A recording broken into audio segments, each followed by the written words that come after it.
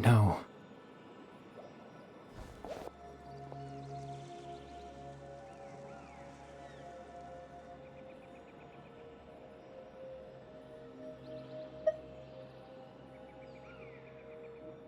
Captain Dainsleif. Twilight Sword, you mean? No need to meet up with him. Things should already be settled on his end. Exactly. As someone who could only exist in people's memories, the fact that I'm able to talk to you in my consciousness like this can only mean one thing.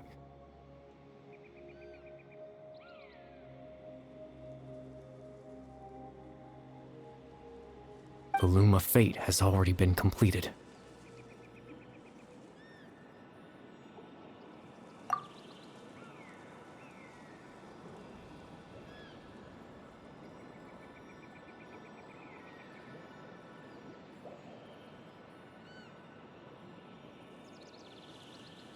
No need to worry about Captain Dainsleif. He's absolutely fine.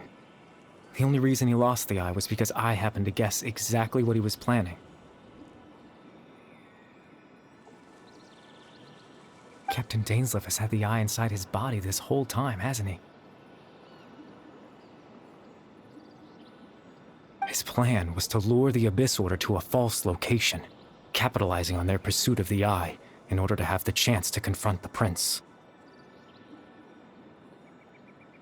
He would then hand the eye to you and tell you to take it away from that location.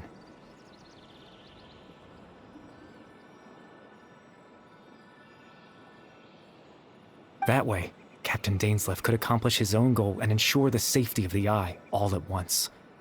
A very thorough plan. That's right, because in his mind, he had given it to you already.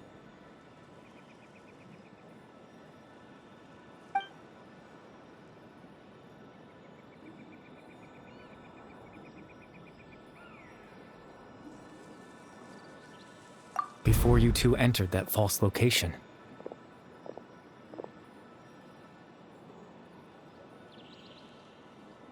Traveler, wait. Hmm?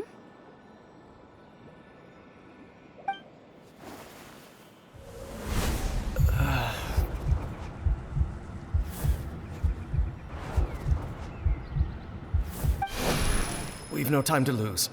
Let's head inside.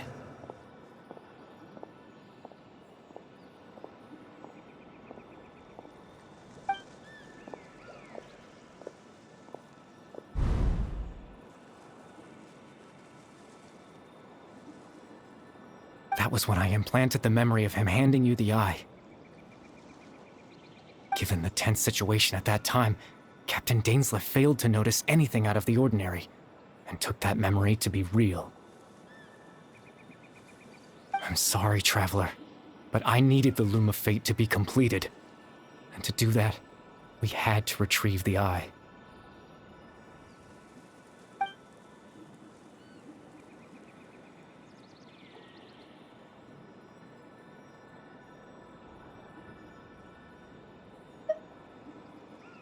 I promise I'm not trying to conceal anything from you, but I truly have no idea what the prince is planning. Tevat's ley line system is deeply entrenched in the planet. Creating new ley lines can neither replace nor extend the ones that already exist.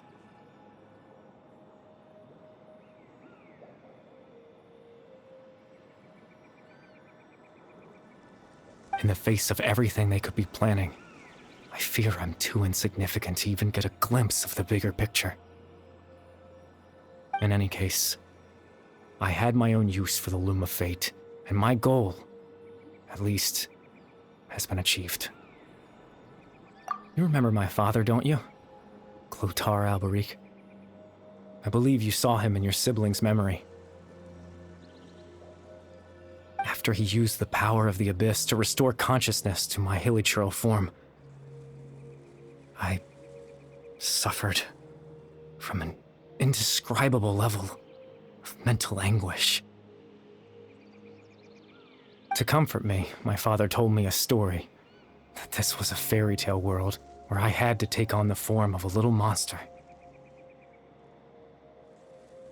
That story managed to dispel my fears, even if just for a moment. My goal was simple: to use the Loom of Fate in its near-completed form, when its ability to create memories was at its strongest. To implant a specific memory into the minds of the Hilichurls. In that memory, I would tell them a story, just like my father did for me. It was a story of fairy tales and love. But more than anything, it was the story of us.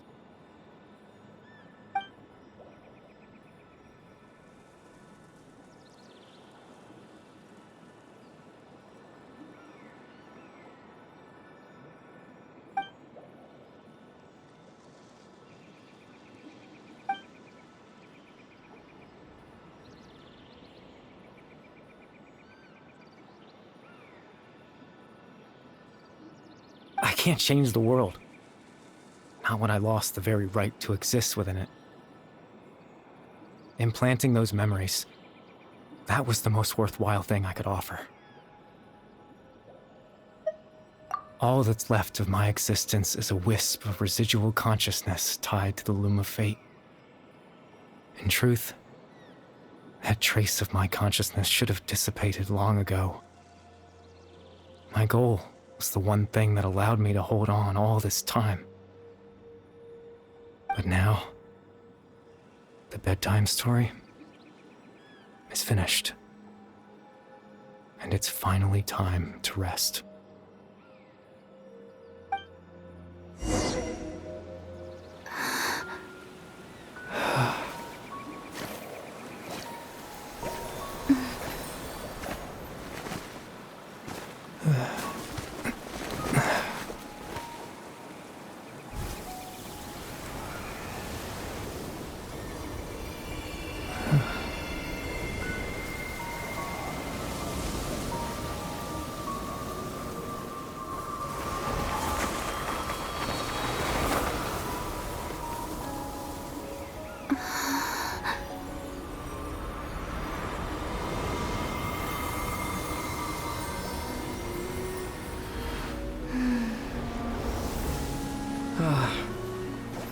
Looks like I was too late to see Kari Bear one last time.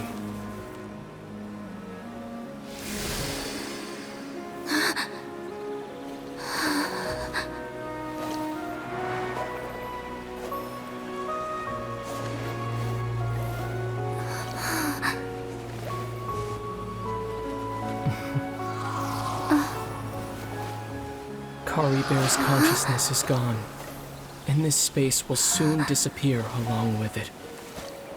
Neither of us belongs here. That's why we're not tangible. Were that not the case, I'd love to hug you too. Well, how about a conversation?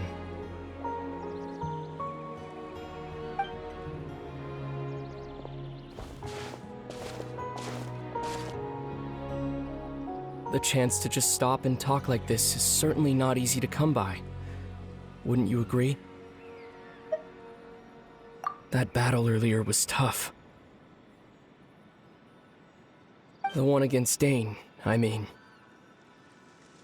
I didn't expect that after everything, he would still hesitate to raise his sword against me.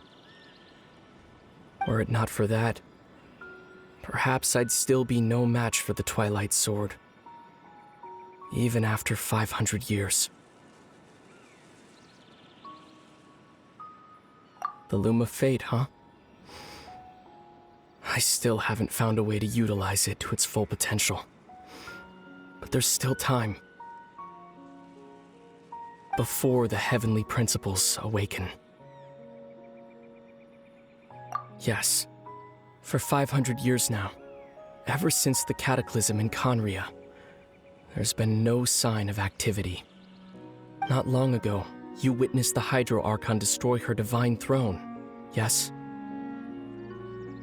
Such a flagrant disregard for the rules, and still Celestia took no action. I suppose that's proof enough of the Heavenly Principle's situation. However, the Heavenly Principles will awaken. We just don't know when that will be, or what might trigger it. You could say that. Just look at Kari Bear. He was so pure and single-minded. The space we now find ourselves is a perfect representation of who he was. Quiet and peaceful. Even as a hilly churl, seeing the terrible sight within the mirror wasn't enough to taint his spirit. He brought comfort to the people of this world, even though he was denied the very right to be a part of it.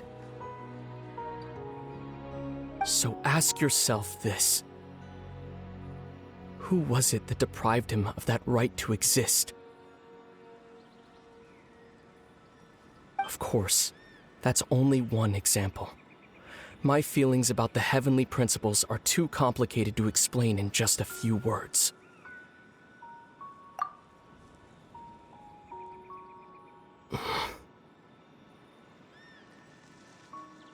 Lumine?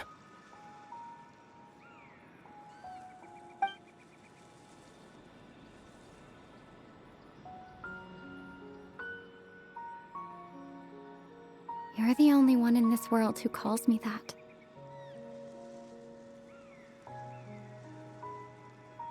There's so much I wanted to ask you.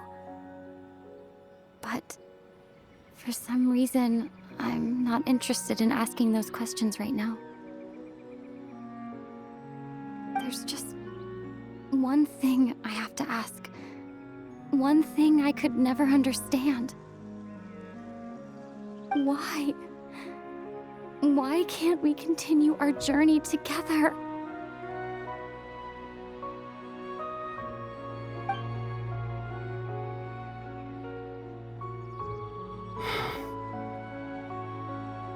At the end of my journey, I arrived at a place known as the Sea of Flowers at the end. Do you remember? A long time ago, when we traveled between worlds together. You told me you wanted to find a place in the universe where that one flower was in full bloom. To have a place like that suddenly appear before me? Well, would you think of that as a coincidence? You mean? I miss you too, Lumine. But as this war continues to rage, and as I continue to seek that final answer, I don't even know how to face myself sometimes. Let alone my own sister.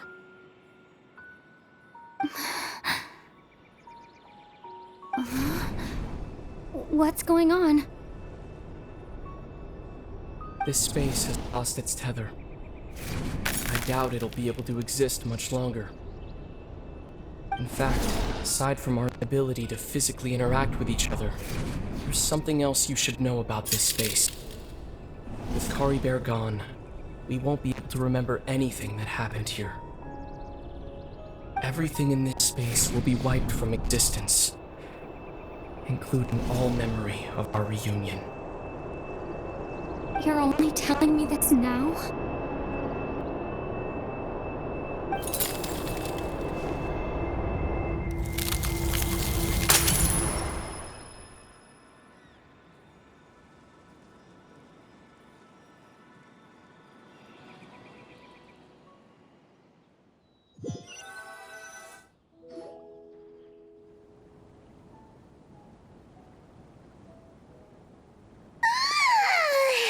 Still so sleepy. Paimon's head feels all fuzzy.